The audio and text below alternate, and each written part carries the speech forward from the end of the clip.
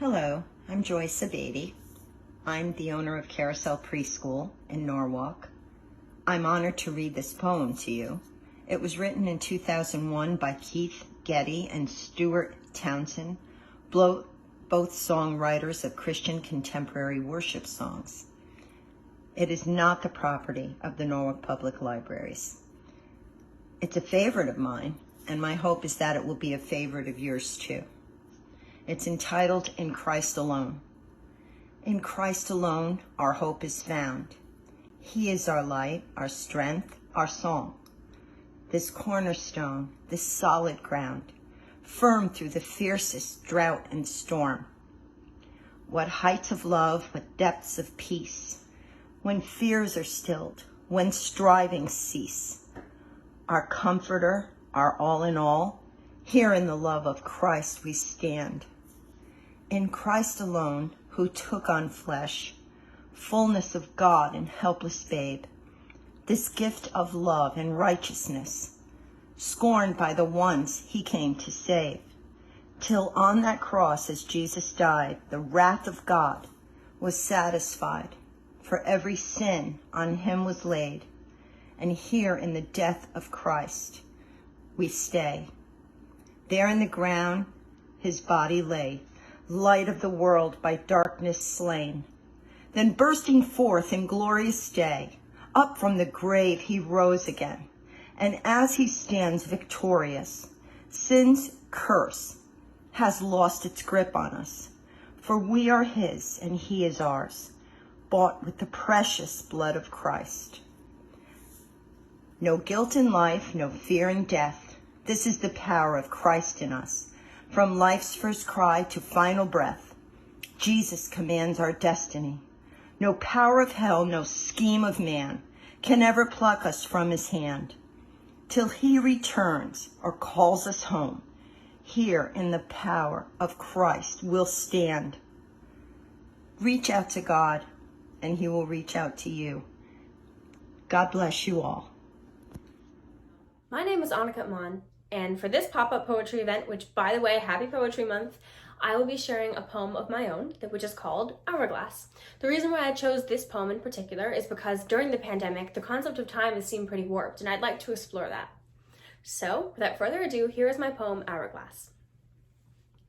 The time is slipping from his hands, an hourglass of grains of sand, infinities of ampersands that fill the cracks inside the land. Time traces wrinkles on his skin. Time makes him old and gaunt and thin. Time leaks into the past, far gone. Time steals the features it has drawn.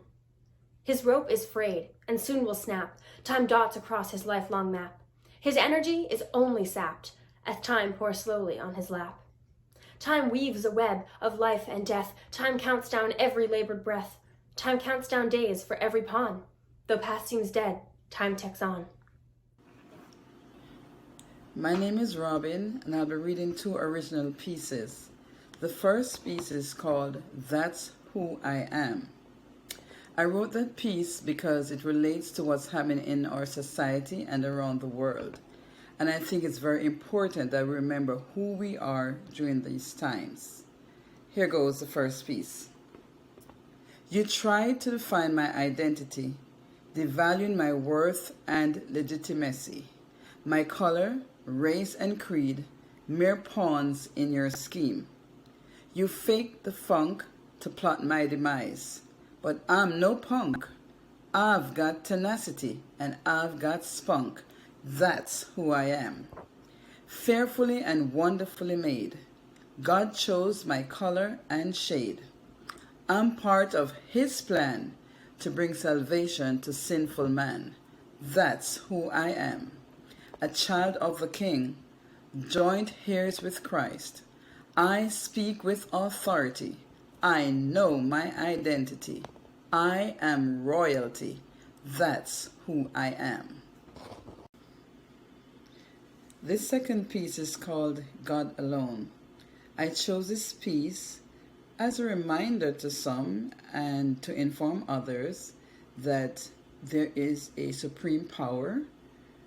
There is a God who controls everything in this world. He is supreme. and the poem reads, God alone. The dew in the morning mimics God's anointing. The heavens above, the earth below. God alone controls the flow. He created magnificently, spoke life into humanity. We worship him incessantly. He's the author and finisher eternally. Hello, my name is Barbara EHRENTREU. The true essence of humanity. Humanity is seen by the treatment you are given, and though some may appear to be loving and kind, it is only through dealings with them that they reveal their true nature. There are those who have been graced with a soul full of love and caring, and who spread this around with their words and deeds. They expect no praise for their efforts and continue to shower the world with expressions of adoration, bringing sunshine to all they do. Their brilliance outshines the pettiness and underhanded deeds of the very few who seek to tarnish their name, and they will always come out on top of those who attempt to smear their shiny lives. The love of these people is immeasurable and precious, and we must guard their tender hearts, for they are the true essence of humanity.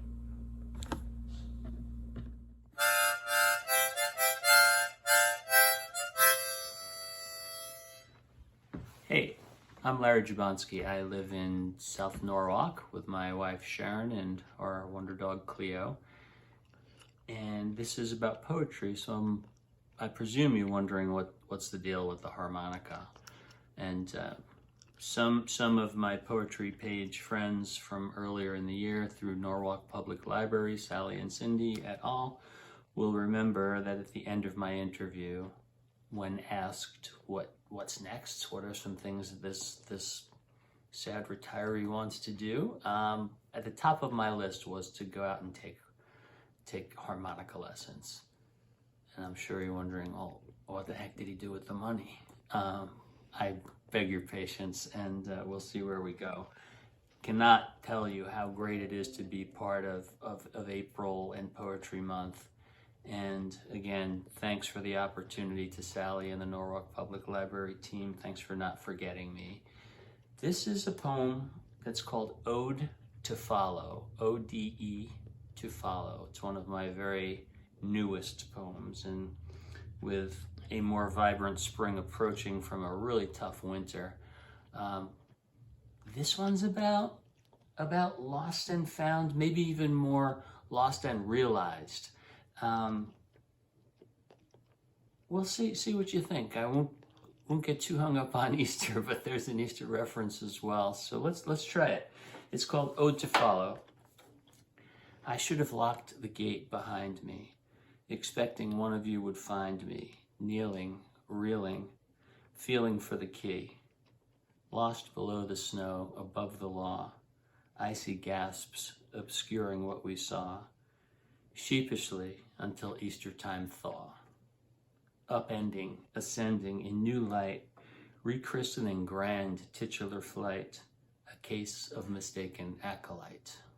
That's it. Hi Norwalk, Dominique here, and I'm really excited to share a poem with you today. There's so many to choose from. It was a really hard decision, but I love the poetry of Mary Oliver because of the way she talks about nature. I know a lot of us have been enjoying nature more the past year, which is great, and Earth Day is in April, National Poetry Month too. So I picked a really famous one of hers called The Summer Day, and I think it fits with the time of year we're in, spring going into summer. Well, the material presented in this recording is not owned by me or by the Norwalk Public Library, and all credit is due to Mary Oliver. This is her poem, The Summer Day. Who made the world? Who made the swan and the black bear? Who made the grasshopper? This grasshopper, I mean. The one who has flung herself out of the grass, the one who is eating sugar out of my hand, who is moving her jaws back and forth instead of up and down, who is gazing around with her enormous and complicated eyes. Now she lifts her pale forearms and thoroughly washes her face. Now she snaps her wings open and floats away. I don't know exactly what a prayer is. I do know how to pay attention, how to fall down into the grass, how to kneel down in the grass, how to be idle and blessed, how to stroll through the fields, which is what I've been doing all day. Tell me, what else should I have done? Doesn't everything die at last and too soon? Tell me, what is it you plan to do with your one wild and precious life? Hello, my name is Jessica Joseph, and the material I'm about to read is a poem that I've written called To the Puerto Rican Gringa, and it's about my culture. To the Puerto Rican Gringa, pity does not compliment your dress, your outfit, a choker choking your pipe for 6 years, with no budget for bilanguage, so you stammer in English. Stitched hand-me-downs hand you down from drunkards, from Christians, from dependents, from killers. Skin half-baked from the sun for you to look the part, yet no one sees it because of your platinum name. Your heritage is double-dipped through dialogue that bounces against ears, Dora and Diego, Mark and Jenny from the block, and a one free class from college you forgot about. You spend the week on your island, rubbing the aloe through the burns, trying not to drown in lazy rivers, scolding religion and fallen grandmothers. It took 20 years to find out that your people were slaughtered by Chris, and faint Taino blood flows through your veins in a river drying. Mexico, Peru, Dominican, Honduras, Ecuador circle you. Are they jealous because of your status? No. You still get screwed with Maria. Is it worth the risk fitting into your dress and your people laugh at you from the sidelines? Or do you go back to being blind by white? Vivir mi vida. Hello, happy National Poetry Month. My name is Mark Lamoureux, and I'm going to read a poem and a footnote to that poem by my friend and mentor, William Corbett, who passed away in 2018. The material presented in this recording is not owned by me or by the Norwalk Public Library. All credit is due to William Corbett. And this is from Bill's book, Boston, Vermont. And once upon a time, I was sitting with Bill in a bar. We'd been having drinks, and I went to pay my part of the check, and Bill said, no, I'll get it. And he said to me, I'm the old man now. Someday you'll be the old man, and then you can pick up the check for whoever it is that you are drinking with. So this poem makes me think of that time. A romance. I see myself as an old man, seated in a restaurant, white shirt, heavily starched, nibbling on bread, a drink before me that I lift with a slightly trembling hand and sip. It is wine, and the little I drink tastes good. Am I alone? No wife, nor daughter, nor friend. I see no one. My clothes are stylish and expensive, unlike now, but all is spare, unencumbered, not a painting, but a drawing in which laugh lines, crow's feet, what we take for character marks me. I see myself as the old man you look across the room at and make up stories about. Seducer, warrior, traveler, for your companion who drops something to the floor and reaching for it turns to see just who you're talking about. Footnote to a romance. The restaurant is in a small Italian city built of stone, whose streets, close to cars, are huge slabs of stone from which the old man's heels bring a hollow, comforting sound that reassures him. He may or may not speak Italian, but his voice is pleasingly guttural, a musical throat clearing. Those who knew him in his youth, all of whom are far away, would have to strain to hear in his speech the voice they remember. The old man lives a life free of the clutter he abandoned when he came to this place. His health is good, but he is easily exhausted. Finally, after a lifetime of impatience and the inability to sit still, he can now drink his morning tea and read the newspaper without fidgeting or looking ahead to what is next. The bright white of his well-pressed shirt, worn open at the throat, is his sign. Thank you very much, and happy National Poetry Month. Hey, hi, welcome to April is National Poetry Month. I'm excited to be here. My name is Ezra Lovecroft, which is my writing name. I'm going to read a poem today in celebration of the Norwalk Library's live reading today. Thank you so much. This poem is called Dusk. It's a narrative poem. I like poems that kind of pick you up along the roadside and take you to a place where you weren't even sure you were going. So anyway, this is Dusk, and I hope you like it. It's one of my favorites. Dusk. Dusk is a pool I swim in each day.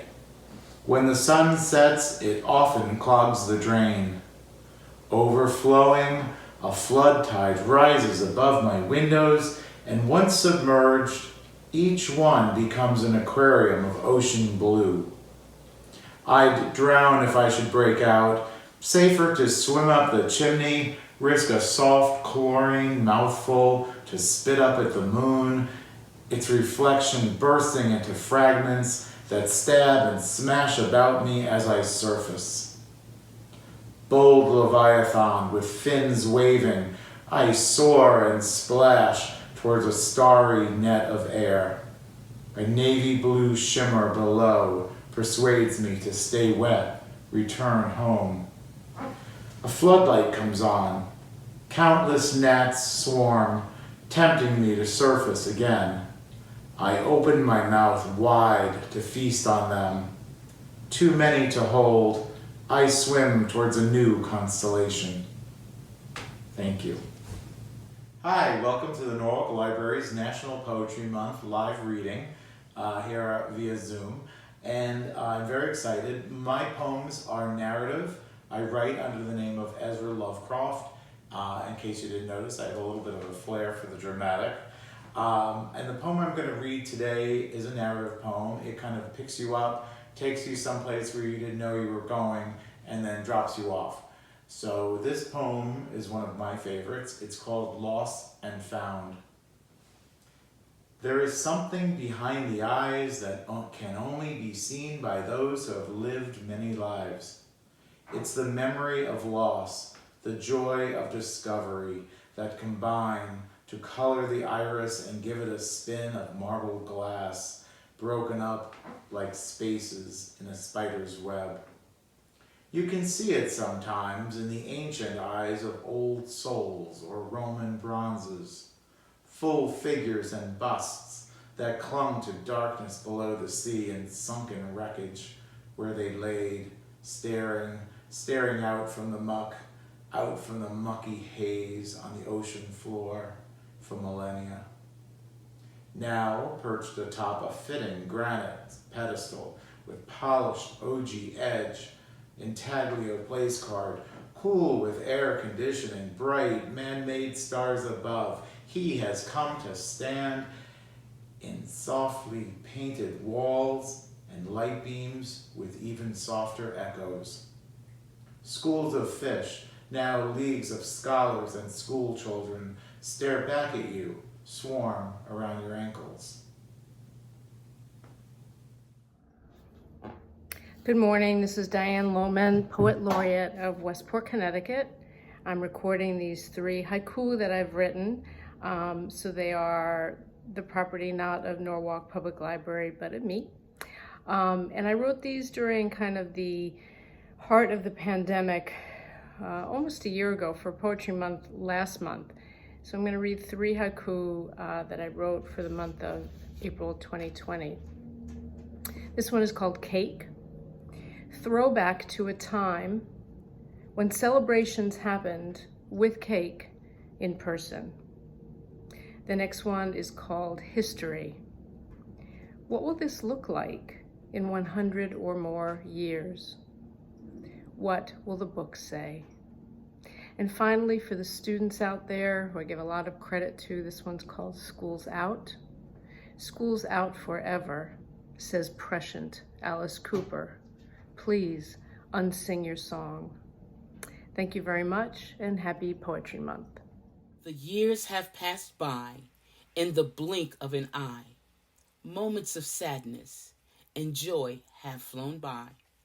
People I loved have come and have gone, but the world never stopped and we all carried on. Life wasn't easy and the struggles were there, filled with times that it mattered, times I just didn't care. I stood on my own and I still found my way, though some nights filled with tears and the dawn of new days. And now with old age, it's become very clear. Things I once found important were not why I was here. And how many things that I managed to buy were never what made me feel better inside. And the worries and fears that plagued me each day, in the end of it all, would just fade away. But how much I reached out to others when needed would be the true measure of how I succeeded. And how much I shared of my soul and my heart would ultimately be what set me apart. And what's really important is my opinion of me and whether or not I'm the best I can be, and how much more kindness and love I can show before the Lord tells me it's my time to go. The True Meaning of Life by Patricia A. Fleming. This is a poem written by my mother, Gladys, to her mother, Victoria. Madre querida, yo te recuerdo con tu energía, con tus consejos, y aunque esos años se han ido lejos, con tus consejos voy cada día. Nos diste vida, cuido, desvelo y honestidad, a tener pena del desvalido, siempre ayudarlo con gran bondad. Fuiste severa con tu enseñanza, todo bien hecho con gran prestancia fueran las normas de tu enseñar. No habían excusas para fracasos, y es porque siempre tus diestros brazos mucha eficiencia supieron dar. Madrecita querida, tú me diste la vida, y tú me preparaste, sin saberlo tal vez, para afrontar las pruebas que nos brinda la vida, cuando los dulces sueños se tornan al revés. To my unborn child, speaking as if my words could travel through time and reach the ears of my unborn child. Speaking as if my thoughts could travel through time and reach the ears of my unborn child. Vibration of poetic thought manifesting to sound. For some things can't wait, so I need to say it right now. Yo, proper planning prevents poor performance. So view this as preparation before your mom starts dilating and I smile while saying I beat the crown. Life is no joke, though it is a blessing. In order to overcome, you have to have the ability to read it between every message.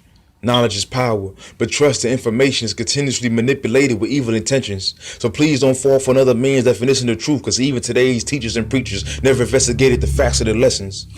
Be picky on who you let in your circle. Love can be a weapon used to control your moves, so don't let them 3 words hurt you.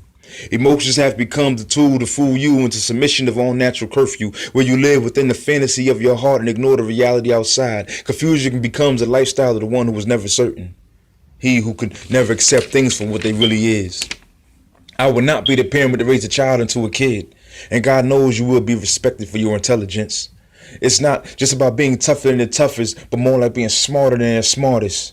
Please know the power of your heart and your brain, so your passions and your thoughts could be on balance and be on the same page. This is how you win in the world of so heartless. Just speaking as if my thoughts could travel through time and reach the ears of my unborn child. I'm just speaking as if my thoughts could travel through time and reach the ears of my unborn child. Life is full of lessons, so be ready to learn. Don't be scared to defy the gravity of an unjust government. Just spread your wings like a bird and fly higher than them suckers, because every dog has its day and every man has his turn. There is nothing new under the sun, so know your history so there's no surprise when things reoccur.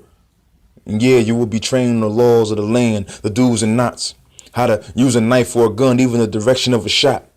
Sorry for bringing you into this cold, cold world. I will do my best to make it warm for my baby boy or girl. It's a father's duty and I do not take it lightly, for you are the apple in daddy's eye, worth of 1,000 pearls. And with these hands, I will put in so much work that your inheritance will be the world. I'm just speaking as if my words could pass through time and reach the ears of my unborn child. I'm just speaking as if my thoughts could travel through time and reach the ears of my unborn child. Be prepared for the nutrients of your mother's milk, the hard floors you make crawl on, only to soon take your first steps and walk on. Right now you sit in my heart while I anticipate holding you in my arms. For my daughter, I am a full clip, cock ready to go like a firearm. For my son, I am your protection like the original meaning of a leader in the streets with gang attire on. I am the new age black father with the spirit of my ancestors who previously intervened in my DNA so I can rely on them. In 9 months, this air you will be breathing, with the strength of a divine being on the frequency of non-ether. Let there be light as you come out of your mother's womb from the comfort of her rib in our image. For in the beginning was the word, so right now I know you hear me speaking. I pray your soul digests my love as my passion becomes the food your mind is eating. And I will manifest this truth on the day of your birth in the physical form, because you know your mom and I will be there. Poetic words to my unborn child. Created in the image of a God with the spirit of his father to never back down, in triple darkness floating in the abyss. I'm just waiting for you to come out. Speaking as if my words could travel through time and reach the ears of my unborn child. Speaking as if my thoughts could travel through time and reach the ears of my unborn child. To my unborn child.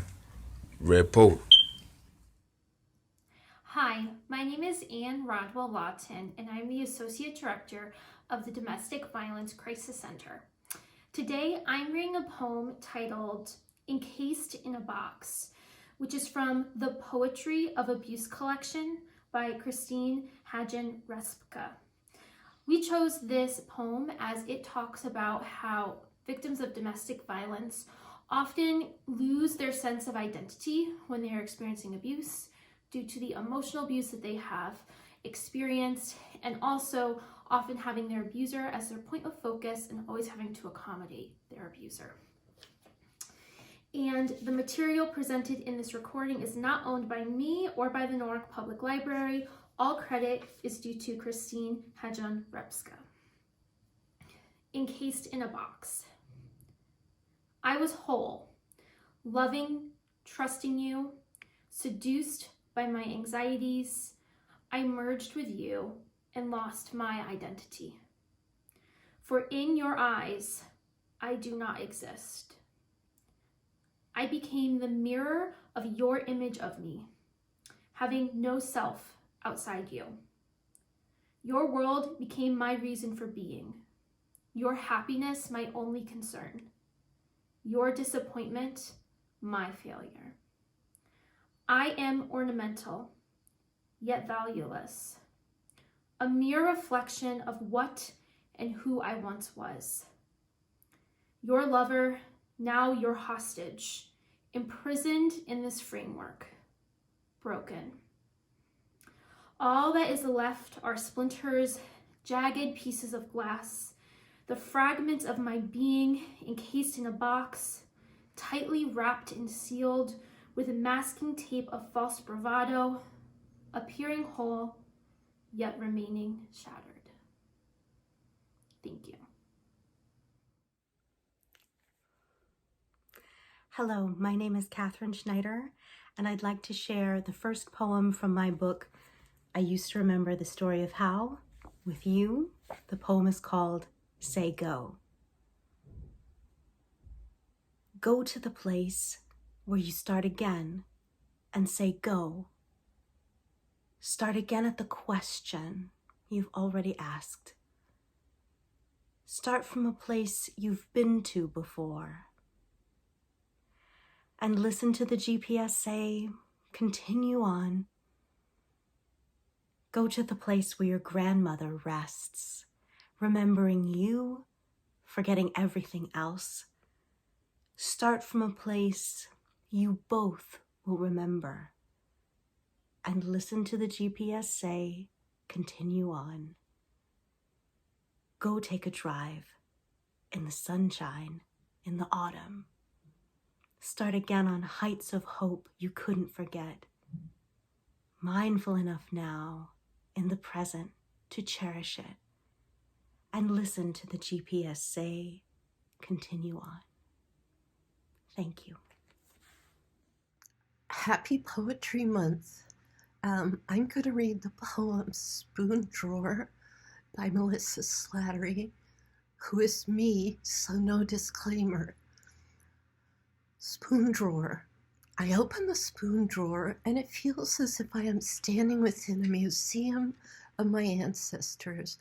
No Palazzo Dolomieu, but still. I rummage through the spoils and trophies of ancient battles, seeking the prized utensil. Some are plated silver, some embossed with Victorian patterns and flourishes. I finger objects once treasured, eventually tossed off plinths and salvaged for daily use. I find a burnished implement and feel the weight settle into my hand. It feels right, this spoon. When was it that we took up the fork? Which red-haired chieftain saw an opening that day in Thessalonica, and in the scrimmage severed Byzantine heads, then plundered tender villages and seized the loot while trudging back burdened across the continent home, and shared the timed implement with a favored daughter, later to be scorned? And whose spoon engraved Mary was this? The mechanical tooth marks of a failed disposal cling to the back of the empty bowl, still miraculously whole. I can find the spoon my grandfather lifted, held still for a moment, shaking a little sugar into his coffee, then stirred the morning after he lost his business on Leonard Street. Who knew that newfangled horseless carriages would be set upon blocks soon after the plummets from buildings and marketplaces took hold? He thought he had it made. No more shit to shovel. Just raise a well-oiled car barn where rushing the growler was the goal at day's end. All stirred and stirred away until only the spoons remained from those days. Thank you. I've chosen this poem because I also like to write humorous verse. In fact, I used to love Ogden Nash. And this poem also gives me a chance to use big words. It's called Sine Qua Non, or Lament of the Sesquipedalian. My superannuated corpus suffers maladies amorphous. It wishes time would just resign and longs for yesterweek. It views with feelings radical its faculties sabbatical, though it deplores senescence, knows the option to be bleak. So I join in recitals where we all discuss our vitals and lament the memory lost, the sagging jowl and balding pate, and with colorful descriptions share effects of our prescriptions and distressing gastronomical results of what we ate. We complain and view as heinous all these miseries that pain us, but time becomes the teacher, and it makes us cognizant that unrelenting gratitude's our most productive attitude to keep us in the long run in fine fettle and extant.